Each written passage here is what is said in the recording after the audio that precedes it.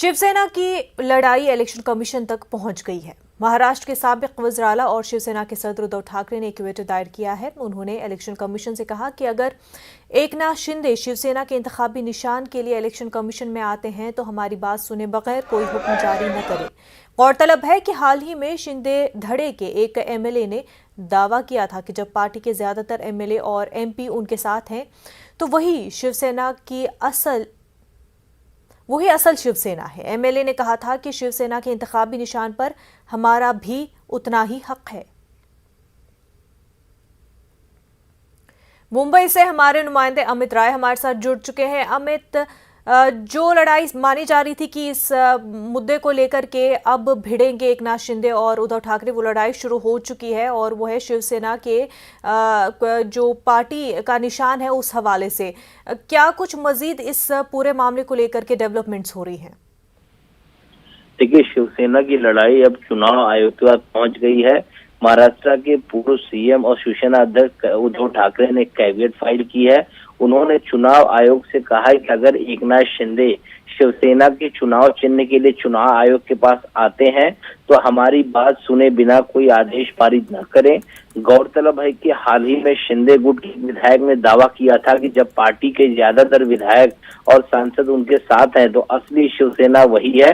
विधायक ने कहा था कि शिवसेना के चुनाव चिन्ह पर भी हमारा हक है। इसी को देखते हुए जो है उद्धव ठाकरे ने जो है कैविएट फाइल की और कहा है कि हमारी बात सुने बिना कोई भी आदेश पारित न किया जाए। इससे पहले आज सुप्रीम कोर्ट ने उद्धव ठाकरे को भी एक राहत दी है। कोर्ट ने महाराष्ट्र के नवनिर्वाचित विधानसभा अध्यक्ष से पूर्व मुख्यमंत्री उद्धव ठाकरे के नेतृत्व वाले शिवसेना धड़े के विधायकों को अयोग्य ठहराने की मांग वाली याचिका पर आगे नहीं बढ़ने का कोर्ट ने कहा कि महाराष्ट्र विधानसभा के नवनिर्वाचित अध्यक्ष राहुल नार्वेकर को सूचित किया जाना चाहिए कि उन्हें अदालत में सुनवाई होने तक अयोग्यता नोटिस पर फैसला नहीं करना चाहिए। आज कई सांसदों की बैठक भी उद्धव ठाकरे ने बुलाई, जिसमें से जो कुछ सांसद हैं वो लोग जो है पहुंच नहीं पाए थे।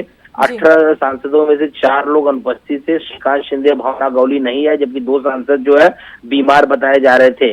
तो कहीं न कहीं पार्टी हाथ से न निकले, चुनाव चिन्ह हाथ से न निकले, इसके लिए जो है उद्धव ठाकरे की तरफ से चुनाव आयोग की दरवाजा जो है खटखटाया गया है।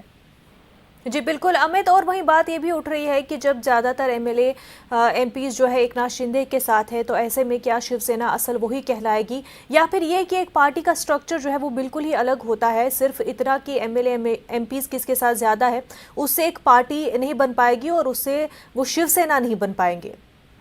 देखिए, शुरू से यही कहा जा रहा है कि विधायकों के जाने से पार्टी नहीं छिन जाती। विधानमंडल एक अलग चीज होती है और कार्यकारिणी के जो सदस्य होते हैं जो वो एक अलग चीज होती है। अभी भी मैं आपको बताऊं कि विधायक भले ही चले गए हों, लेकिन अभी जो सांसद हैं वो भी इनके साथ है। तो किसी ने अभी तक डायरेक्ट ये नहीं कहा है कि हम एकनाथ शिंदे के पास जा रहे हैं। फिर जो कार्यकारिणी के सदस्य हैं वो भी इनके साथ हैं। यहाँ पे कुछ दिनों पहले आपको याद होगा कार्यकारिणी की एक बैठक हुई थी, उसमें पूरे मन से जो है सर्वसम्मति से उद्धव ठाकरे को नेता चुना गया था और सारे फैसले उनको लेने का हक उन्हें दिया गया था। तो अभी भी जो कार्यकारिणी के लोग हैं, जो सांसद हैं, वो अभी भी उद्धव ठाकरे के साथ हैं। तो ऐसे में पार्टी का नाम छिन जाना, उसका सिंबल छिन जाना, ये कहना जो है अभी बहुत तत्परता होगी। लेकिन इसी आशंका के मद्देनजर, क्योंकि 2 दिन पहले उद्धव ठाकरे ने प्रेस कॉन्फ्रेंस ली थी मातोश्री पर निवास, तो उन्होंने ये कहा था कि शिवसेना उन्हीं की है, असली शिवसेना बाला साहब की है, उद्धव ठाकरे की है और हमसे हमारा चुनाव सिंबल जो होता है, चिन्ह, वो कोई छीन नहीं सकता। इसी के मद्देनजर जो है चुनाव आयोग का दरवाजा खटखटाया गया है। बिल्कुल अमित, और ये मामला जो है सुप्रीम कोर्ट में भी चल रहा है। हालांकि जितना वक्त सुप्रीम कोर्ट में इस पूरे मामले को लगेगा, क्या जो चुनावी निशान है उसको लेकर के भी उतनी लड़ाई लंबी होती जाएगी जितना कि सुप्रीम कोर्ट की तारीखें आगे जो है मजीद बढ़ती जाएंगी? देखिए, कोर्ट ने साफ तौर पे कहा है कि एक बेंच का गठन जो है करना पड़ेगा, लेकिन हम डेट अभी नहीं दे सकते। लेकिन तब तक जो है विधायकों की अयोग्यता पर कोई भी कार्रवाई विधानसभा अध्यक्ष न करें। अब देखना ये होगा कि अगला कदम शिंदे गुट क्या उठाता है, क्योंकि कैविएट तो फाइल कर दिया गया उद्धव ठाकरे की तरफ से।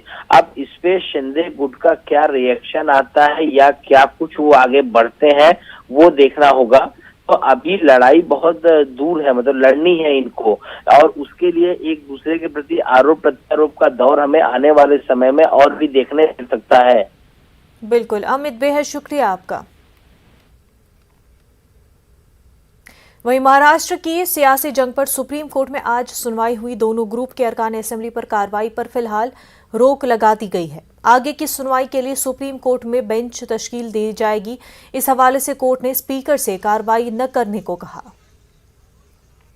सियासी घमासान के मामले पर आज सुप्रीम कोर्ट में अहम सुनवाई हुई। हालांकि मामले की सुनवाई के दौरान उद्धव गुट की तरफ से पेश वकील कपिल सिब्बल ने सुप्रीम कोर्ट में अर्जी दाखिल की और ये कहा कि उद्धव गुट के तरफ से इस पूरे मामले में कल तक यानी कि 12 जुलाई तक कहीं ना कहीं डिप्टी स्पीकर के द्वारा लिए गए फैसले पर उनका जवाब दाखिल करना है। लेकिन अभी इस पूरे मामले की सुनवाई फिलहाल सुप्रीम कोर्ट में लिस्ट नहीं की गई।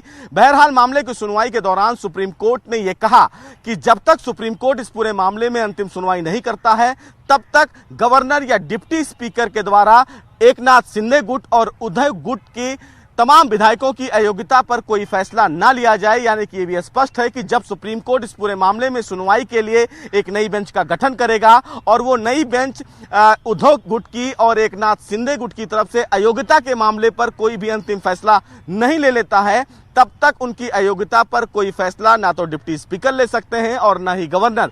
आज फिलहाल सुप्रीम कोर्ट में सुनवाई के दौरान गवर्नर की तरफ से पेश वकील सॉलिसिटर जनरल तुषार मेहता ने कहा कि वो फिलहाल इसकी जानकारी महाराष्ट्र के गवर्नर को दे देंगे। तो कहीं ना कहीं एक बड़ी राहत फिलहाल उद्धव गुट के तमाम विधायकों को भी है और एकनाथ शिंदे गुट के तमाम विधायकों को है। अब सुप्रीम कोर्ट इस पूरे मामले में नई बेंच का गठन करेगा जो फिलहाल अयोग्यता के इस मसले पर सुनवाई करेगा और साथ ही साथ जो व्हिप जारी किया गया है उसकी संवैधानिकता को भी तय करेगा। उसके बाद ही इस पूरे मामले में अंतिम सुनवाई की जाएगी। तो कहीं ना कहीं सुप्रीम कोर्ट से इस पूरे मामले में एक बड़ी राहत जरूर मिल गई है दोनों गुट के विधायकों को। अब देखना बेहद अहम होगा कि जब देश की सबसे बड़ी अदालत इस पूरे मामले में अंतिम सुनवाई करेगी तो राहत किस गुट के विधायकों को सुप्रीम कोर्ट से मिलती है। कैमरामैन सोनू के साथ सुशील पांडे, न्यूज़ 18 दिल्ली। उद्धव ठाकरे ने वज़राला की हैसियत से आखिरी लम्हात में औरंगाबाद और उस्मानाबाद शहरों के नाम तब्दील करने का फैसला किया। इस मामले में एनसीपी से कोई मशवरा नहीं किया गया और ना ही ये हमारे कॉमन मिनिमम प्रोग्राम का हिस्सा थे। इन ख्यालात का इजहार राष्ट्रवादी कांग्रेस के सरबराह शरद पवार ने किया। वो औरंगाबाद में एक प्रेस कॉन्फ्रेंस से खिताब कर रहे थे। शरद पवार का कहना है कि काबीना के फैसले के बाद हमें तब्दीली नाम का इल्म हुआ। एनसीपी लीडर ने यह भी कहा कि शहरों के नाम बदलने के बजाय वहां के बुनियादी मसाइल को हल किया जाता तो बेहतर होता। आमच्या पक्षाच्या व्यासपीठावर याची चर्चा झाली असा एकही प्रसंग नाही, जे माझ्या कानावर आलेले नाही आणि याची आम्ही चर्चा करून निर्णय घेऊन त्या ठिकाणी मांडणी करावी अशी सूचना आमच्या पक्षाच्या वतीने झालेली नव्हती। पण ही गोष्ट आम्हाला मान्य करावं लागेल। शेवटी मंत्रिमंडळाचा निर्णय आहे, त्या मंत्रिमंडळामध्ये आम्ही सगळेच होतो। हे एकूण एकच म्हणजे आता ही या सगळ्या विभागाची किंवा शहरांच्या ज्या खऱ्या ज्या मूलभूत समस्या आहेत त्याच्यात अधिक लक्ष देण्याची गरज होती। या नावं बदलून असा हा मूलभूत प्रश्न आहे, याच्यात लक्ष द्यायला हवं। सुप्रीम कोर्ट ने तौहीन अदालत केस में विजय माल्या को 4 माह की सजा सुनाई है। अदालत ने इस मामले में विजय माल्या को 2000 रुपये जुर्माना अदा करने का भी हुक्म दिया है। ये भी कहा है कि जुर्माना अदा न करने की सूरत में 2 माह की इजाफी सजा भुगतना होगी। इसके अलावा विजय माल्या को सख्ती से हुक्म दिया गया है कि बैरून मुल्क मुंतकिल किए गए $40 मिलियन 4 हफ्तों में अदा किए जाएं। सुप्रीम कोर्ट में 3 जजों की बेंच ने यह फैसला दिया है। उनमें जस्टिस एस रविंद्र भट्ट और जस्टिस सुधांशु धूलिया शामिल थे। आपको बताते चले कि माल्या ने गैर मुल्की खातों में रकम की मुंतकली के हवाले से न सिर्फ अदालत को गलत मालूमात दी हैं बल्कि गुज़िश्ता 5 साल से अदालत में हाजिर न होकर तौहीन अदालत को मज़ीद बढ़ा दिया है। माल्या को साल 2017 में सुप्रीम कोर्ट ने तौहीन अदालत का मुजरिम करार दिया था। ओ पनीरसेल्वम को AIADMK से बाहर का रास्ता दिखा दिया गया है। उन पर पार्टी मफाद के खिलाफ सरगर्म रहने का इल्ज़ाम है। पार्टी की जनरल काउंसिल में पनीरसेल्वम के खिलाफ करारदाद पेश की गई थी। इससे पहले पार्टी की मीटिंग में ई पलानीस्वामी को पूरी जनरल सेक्रेटरी मुंतखब किया गया था। मद्रास हाई कोर्ट ने पनीरसेल्वम की अर्जी को खारिज करते हुए मीटिंग की इजाज़त दी। AIADMK मीटिंग में 16 करारदादें पेश की गई। मीटिंग से कबल पनीरसेल्वम पलानीस्वामी ग्रुप के बीच झड़प भी हुई थी। अमरनाथ यात्रा बहाल हो गई है। मीर बाजार और काजीगुंड ट्रांजिट कैंपों में रोके गए तमाम यात्रियों को कल रात पहलगाम और बालतल के रास्ते जाने की इजाजत दी गई। ताहम अगर यात्रा बालतल बेस कैंप के रास्ते दोबारा शुरू नहीं की जाती है तो जिन यात्रियों को बालतल के रास्ते जाना है उनको रोका जा सकता है। इतलात के मुताबिक जम्मू से आने वाले यात्रियों को हमवार और परेशानी से पाक यात्रा के लिए हाईवे ट्रांजिट कैंपों में रोका जा सकता है। अमरनाथ यात्रियों के नशीबी वाले काफिले को नुनवन बेस कैंप पहलगाम से जम्मू की तरफ जाने की इजाजत दी गई। हजारों यात्री जिन्हें नुनवन बेस कैंप में रोका गया था सख्त हिफाजती इंतजामात में जम्मू जा रहे हैं। नजदीक बादल फटने के वाक़े के बाद 2 दिन मुअत्तल रहने के बाद अमरनाथ यात्रा फिर से शुरू हुई है और अमरनाथ यात्रियों का एक नया काफिला जो है मुक़द्दस गुफा की जानिब रवाना हो रहा है। और आप देख सकते हैं कि यात्रियों में काफ़ी जोश और जज्बा है। हालांकि जो ये सानिया पेश आया उसके बाद ज़रूर इनके दिल टूटे हुए हैं, लेकिन जो रास्ता खुल गया है, अमरनाथ यात्रा ट्रैक बहाल हो गया है, तो उसके बाद यकीनी तौर पर इन यात्रियों में खुशी है और ये जल्द से जल्द मुक़द्दस गुफा पहुंचना चाहते हैं ताकि भोले बाबा के दर्शन हो सके। आपका नाम जानना चाहेंगे, कहाँ से आप? हम लुधियाना से भाई, पंजाब से। हाँ, पंजाब से और हम अमरनाथ यात्रा करने पहले 2 दिन हम काजीगुंड में रहे, ठीक है। उसके बाद तब भी जब उन्होंने अनाउंस किया तब हम बड़ी खुशी हुई कि हम आज जा रहे हैं। जो भी आपदा आई, कुदरती आपदा आई, कोई दिक्कत वाली बात नहीं है, पर हम आए हैं और माथा टेक के ही जाएंगे। आप कहाँ से? हम सर राजस्थान से, सीकर डिस्ट्रिक्ट से। तो अभी यात्रा जो शुरू हुई है कितना प्रसन्न है? सर इतनी प्रसन्न तो हुई है, हम कल रात को काजीगुंड में थे तो जैसे ही हमारे को सूचना मिली तो एक उत्सव जैसा माहौल हो चुका। वरना हमारे को बहुत बड़ी चिंता थी कि हम इतनी दूर आके भी बाबा के दर्शनों से वंचित रहेंगे, लेकिन ये जैसे ही अलाउंस हमारे को मिला हमें बहुत प्रसन्नता हुई और हमारे पूरे ग्रुप को इतनी प्रसन्नता हुई कि पूछो मत बात आप। हमारी खुशी का कोई एहसास नहीं रहा। तो दुखद घटना घट गई है, उसका कितना अफसोस है? हमें उसका बहुत दर्द हुआ। 2-3 दिन से हम भी यहाँ रुके थे, अफसोस कर रहे थे कि ये हादसा भगवान ने ऐसा क्यों किया। जब यात्री दर्शन करने के लिए आते हैं तो कम से कम भगवान को देखना चाहिए कि भाई ये दुख हुआ। तो हमारे को गाँव वालों की बहुत परेशानी हुई उसको देखने में, क्योंकि हौसला तो 2 दिन के लिए तो टूटा था, आज वापस चालू हो गया। उसके लिए हम उसको बहुत भगवान से प्रार्थना करते हैं कि ये चालू हुआ। सबसे बड़ी चिंता की बात ये थी कि हमारे नज़दीक की पड़ोसी गांवों के इस दुर्घटना में 4 लोगों की डेथ हो गई थी। उसके कारण हमारे गांव में शोक की लहर हो गई। श्रवण कुमार नाम है मेरा। हम भी राजस्थान से, सीकर जिले से, लोसल गांव से। और हमारे जो कल ये जो हादसा हुआ, हमारे नज़दीकी 4 हमारे मित्र इस हादसे में शिकार हो गए। उनको हम भावपूर्ण श्रद्धांजलि देते हैं और वापस जो यात्रा चालू हुई है इसके लिए हमें बहुत बड़ी खुशी है, बहुत बड़ी खुशी है। और हम भोले बाबा के दर्शन करके जाएंगे। जय भोले। तो आपको बता दें कि ये यात्रा जो है लगभग 2 दिन मुअत्तल रहने के बाद फिर से शुरू हो गई है और इंतजामिया की यही कोशिश है कि जो ये यात्रा है ये बिना खलल जारी रहे। हालांकि अलर्ट जारी कर दिया गया है यात्रियों के लिए और यात्रियों को भी जो है एहतियात से काम लेना होगा। न्यूज़ 18 के लिए बेस कैंप पहलगाम से मुदस्सिर कादरी। वक्त हो गया एक छोटे से ब्रेक का, जल्द होंगे हाजिर। ब्रेक के बाद आपका खैर मकदम है। कौमी राजधानी दिल्ली में अब बिजली महंगी हो गई है। बिजली तकसीम कारी से जुड़ी कंपनियों ने 10 जून से बिजली की शरहों में 2 से 6% इजाफा कर दिया है। दिल्ली इलेक्ट्रिसिटी रेगुलेटरी कमीशन ने पावर पर परचेज एडजस्टमेंट कॉस्ट को मंजूरी दे दी है, जिसकी वजह से दिल्ली के अलग अलग इलाकों में बिजली की कीमतों में 2 से 6% इजाफा होगा। और इस बीच वज़ीर-ए-आला अरविंद केजरीवाल का कहना है कि बिजली में शरहों में इजाफे का असर सार्फिन पर नहीं पड़ेगा। उनका दावा है कि 200 और 400 यूनिट स्कीम के तहत मुफ्त बिजली मिलती रहेगी। वो कायम रहेगा। जो फ्री बिजली जिसको मिल रही है फ्री बिजली मिलती रहेगी। 201 से 400 यूनिट तक की हाफ बिजली है वो हाफ में। तो ये जो भी हुआ होगा उसका असर जो है वो जनता पे नहीं पड़ेगा। भारतीय जनता पार्टी के कौमी जनरल सेक्रेटरी कैलाश विजयवर्गीय ने मुल्क के मद्रास में मदरसे के तालीमी निज़ाम को तनकीद का निशाना बनाया है। कैलाश विजयवर्गीय का कहना है कि मदारिस का जो तालीमी निज़ाम है उससे डॉक्टर और इंजीनियर पैदा नहीं हो पाते हैं। कैलाश विजयवर्गीय का कहना है कि हम मदरसे को कंट्रोल नहीं करना चाहते हैं, बल्कि हम चाहते हैं कि मदरसों में कुरान के साथ साइंसी उलूम की तालीम दी जाए और उसके लिए सरकार और समाज दोनों को सोचना होगा। समाज एक बहुत बड़ा आरोप लगाए कि मदरसों में जो शिक्षा दी जाती है उस पर नियंत्रण करने की आवश्यकता है, उस पर सोच। आज के समय में हम नियंत्रण नहीं करना चाहते, पर हम ये ज़रूर चाहते हैं कि आप मदरसे में कुरान की पढ़ाई कराएं, हमें कोई आपत्ति नहीं, पर एक दूसरे हाथ में उसको कंप्यूटर भी दें और कंप्यूटर के माध्यम से आधुनिक शिक्षा। मदरसे में पढ़ा हुआ व्यक्ति डॉक्टर इंजीनियर नहीं बन पाता। हम चाहते हैं कि मदरसे में पढ़ा हुआ व्यक्ति डॉक्टर इंजीनियर भी बने, और इसलिए कुरान के अलावा दूसरी शिक्षा भी मदरसों में दी जाए। इसका प्रयोग असम में चालू हो गया है, इसका प्रयोग उत्तर प्रदेश में चालू हो गया है। अन्य राज्य भी अगर इसको करेंगे और समाज उसमें सरकार के साथ रहे, इसमें कहीं अतिवादी लोग जो रहते हैं वो उसका विरोध करेंगे तो संभव नहीं है। इसलिए समाज की भी जवाबदारी है।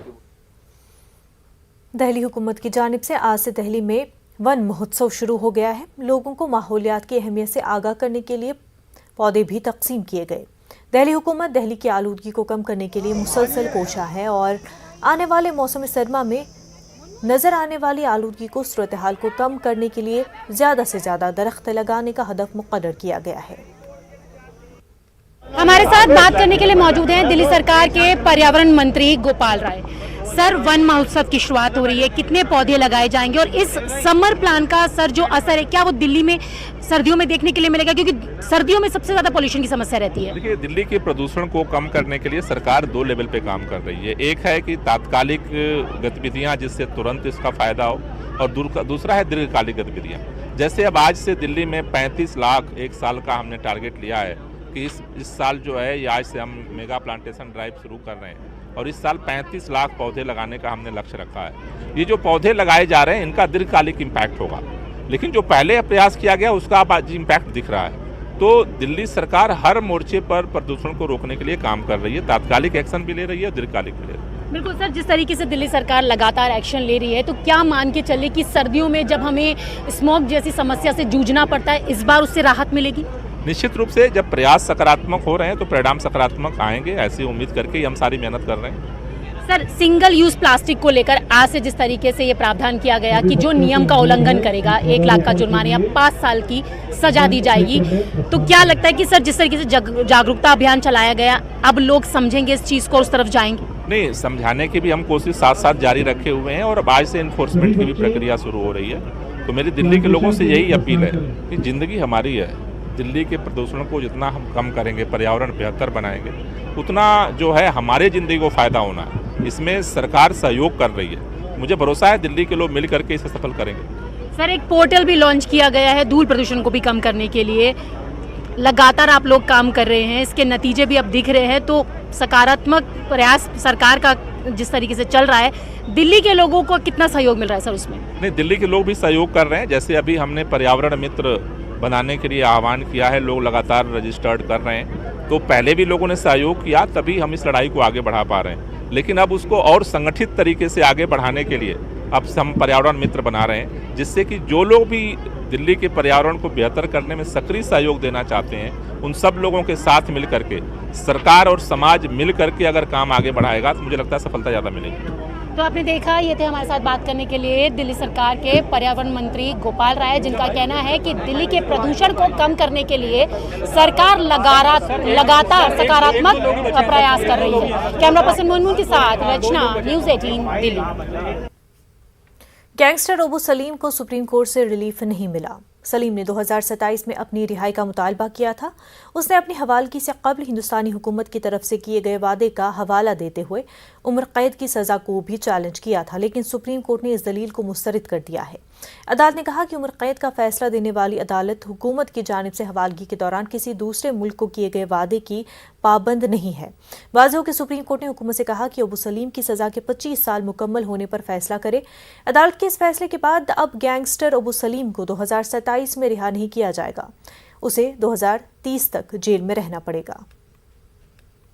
भारत के प्रत्यर्पण के मामले पर गैंगस्टर अबू सलेम को सुप्रीम कोर्ट से एक बड़ा झटका लगा है। दरअसल अबू सलेम ने पुर्तगाल और भारत की प्रत्यर्पण संधि को लेकर सुप्रीम कोर्ट में अर्जी दाखिल की थी और ये कहा था कि भारत सरकार उन्हें रिलीज करे क्योंकि 25 साल की जो अवधि है वो पूरी हो गई है। बहरहाल सुप्रीम कोर्ट में भारत सरकार की तरफ से ये कहा गया कि 2005 में अबू सलेम को भारत लाया गया था, लिहाजा प्रत्यर्पण संधि का कोई वायलेशन नहीं हुआ है। वहीं सुप्रीम कोर्ट ने अपने आदेश में यह स्पष्ट किया है कि फिलहाल ये सरकार का मसला है और इसमें अदालत कुछ भी इंटरवीन नहीं कर सकती है, यानी कि अदालत इस मामले में कोई आदेश जारी नहीं कर सकती है। यानी कि अब ये कहा जा सकता है कि गैंगस्टर अबू सलेम फिलहाल 2030 तक भारत के हिरासत में रहेंगे, यानी कि भारत की जो एजेंसियां हैं उसके हिरासत में रहेंगे। और ऐसे में केंद्र सरकार 2030 में चाहे तो वो राष्ट्रपति को पत्र लिखकर उनके रिलीजिंग को लेकर आदेश मांग सकती है, लेकिन फिलहाल 2030 तक गैंगस्टर अबू सलेम को कोई भी राहत नहीं मिलती नजर आ रही है। कैमरामैन सोनू के साथ Sushil Pandey, news 18 Delhi. Ghaziabad police station Kavinagar इलाके के राजनगर सेक्टर 10 में रहने वाले एडवोकेट आशीष त्यागी ने अपने वालिद के लाइसेंस याफ्ता पिस्तौल से खुद को गोली मारकर खुदकुशी कर ली। महलू के अली खाना घर पर मौजूद नहीं थे। घर का दरवाजा खटखटाया तो गेट नहीं खुला। खिड़की का शीशा काट कर घर वाले अंदर गए तो आशीष त्यागी मुर्दा हालत में पड़ा था। के लिए गाड़ी दे दो, बिना गाड़ी के कैसे लेके जाऊंगा, हरियाणा लेके जाना पड़ता है। तो उन्होंने उल्टी सीधी बोल के कि भाई पागल मत बना, ये मत करो, मतलब गाड़ी घोड़ा कुछ नहीं। इसके फ़ोन वोन ब्लॉक कर दिए, नंबर सब फ़ोन उठाने बिल्कुल बंद कर दिए। तो अभी जो इन्होंने ये एक्शन इस तरह ये जो किया है वो कितने बजे की घटना है? रात 2 बजे हमने इसे घर छोड़ा है और 2:17 में मेरी इससे बात हुई है। मैंने कहा सो जा, सुबह FIR करवा के गाड़ी वापस ले जाएंगे। लेकिन फिर मैंने सुबह उठती, मैं लेट सोया, 2-2:30 बजे मैं भी सोया, तो मैंने सुबह उठती इसको फ़ोन करा तो फ़ोन उठा नहीं था। फिर अंकल का मेरे पास फ़ोन आया तो 2 बजे के बाद की है। मॉर्निंग में ही पता लगा है? हाँ, सुबह अंकल थे नहीं घर पे, तो सुबह अंकल आए तो उस समय पता चल गया कि ऐसा हो गया। 10 जुलाई को दोपहर को कवीनगर पुलिस को सूचना मिली कि राजनगर क्षेत्र में रहने वाले एक व्यक्ति आशीष त्यागी पुत्र राकेश त्यागी, जिनकी उम्र लगभग 27 वर्ष है, जो कि पेशे से अधिवक्ता हैं, उन्होंने अपने पिता की लाइसेंस्ड पिस्टल से अपने आप को गोली मारकर आत्महत्या कर दी है। उस समय परिवारजन घर पर मौजूद नहीं थे। तत्काल पुलिस मौके पर पहुंच गई एवं ऑफिसर टीम को बुला लिया गया था। इसमें पिता की तहरीर पर अबेटमेंट टू सुसाइड एवं अन्य धाराओं में अभियोग पंजीकृत करा गया है। विवेचना के दौरान जो भी साक्ष्य के हिसाब से आवश्यक कार्रवाई वो की जा रही है। मध्य प्रदेश के 52 अजला में 36 अजला में बारिश का सिलसिला जारी है। मुसलसल बारिश के सबब राजधानी भोपाल और उसके अतराफ के अजला में सैलाबी सूरत-ए-हाल को देखते हुए SDRF को अलर्ट कर दिया गया है। सुबह होने वाली 3.5 घंटे में 8 इंच बारिश दर्ज की गई। विदिशा में हुकूमत की जानिब से राहत व इमदाद के काम को तेज कर दिया है। हुकूमत की जानिब से अब तक विदिशा में 55 लोगों को राहत कैंप पहुंचाया जा चुका है। वहीं राजधानी भोपाल के नशीबी इलाकों में पानी भरने के साथ भोपाल स्टेशन के पास वाक़ पेट्रोल पंप के पानी में डूबने से उसे बंद कर दिया गया है। वहीं आंध्र प्रदेश के बेशतर अजला में बारिश हो रही है, जिससे आम जिंदगी मुतासिर हुई है। नशीबी इलाकों में पानी भर गया है। वेस्ट गोदावरी में कई गांवों का राब्ता रियासत के दीगर हिस्सों से कट गया है, क्योंकि पानी के तेज बहाव में सड़कें बह गई हैं। महकमा मौसमियात के मुताबिक विशाखापट्टनम, वेस्ट गोदावरी, ईस्ट गोदावरी और ओरेनम अजला में 14 जुलाई तक औसत से भारी बारिश की पेशनगोई है। और मुल्क की कई रियासतों में गुज़िश्ता कुछ दिनों से जारी बारिशों से आम जिंदगी मुतासिर हो रही है। तेलंगाना के कुछ इलाकों में वक्फे वक्फे से बारिश हो रही है। तेलंगाना में बारिश के पेश नज़र हुकूमत ने ऐलान किया है कि तेलंगाना में आइंदा 3 दिन तक तालीमी इदारे बंद रहेंगे।